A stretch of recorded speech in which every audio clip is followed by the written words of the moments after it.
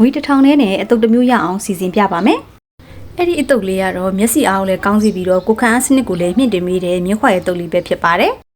မြင်းခွာရဲ့ကိုစားလေးနဲ့ရေစိမ်ပြီးမှဆေးပေးပါနော်ကဲရေဆေးပြီးပြီဆိုလို့ရှိရင်တော့ပပလှိထားလိုက်မယ်ကျွတ်တော်အနီလေးကိုလည်းမမကြီးကပပလှိထားလိုက်ပါတယ်ရှင်ပြီးလို့ရှိရင်တော့ခဲညင်သီးအနီလေးကိုထည့်ထားပါတယ်ခဲညင်သီးလေးကိုလည်းပပလေးတွေညှက်လိုက်မယ်ပြီးလို့ရှိရင်တော့ငရုတ်သီးစိမ်းလေးထည့်မယ်ပြီးရင်တော့ပဝင်ပစ္စည်းတစ်ခုချင်းစီကိုထည့်လိုက်ပါမယ်ရှင်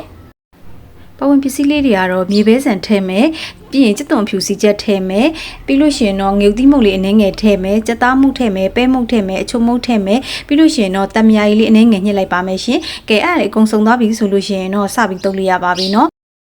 ကုန်ကြငွေ1000ကတော့ခရမ်းကျင်သီးလေးနဲ့မြင်းခွာရပူလေးပဲဖြစ်ပါတယ်ရှင်။ကျန်တဲ့အစာပလာလေးကတော့အိမ်မှာရှိလို့ထပ်ပြီးတော့မကုန်ကြတော့ပါဘူးเนาะ။အခုဆိုလို့ရှိရင်တော့ကုန်ကြငွေလက်သက်သာပြီးတော့အရန်လက်စားလို့ကောင်းတဲ့မြင်းခွာရတုံနည်းလေးကိုမျှဝေပေးထားတာပဲဖြစ်ပါတယ်ရှင်။အဆုံးထိကြည့်ရှုပေးလို့အားလုံးကိုကျေးဇူးတင်ပါတယ်เนาะ။နောက်ဘလော့တွေမှာပြန်ပြီးတွေ့ကြပါမယ်ရှင်။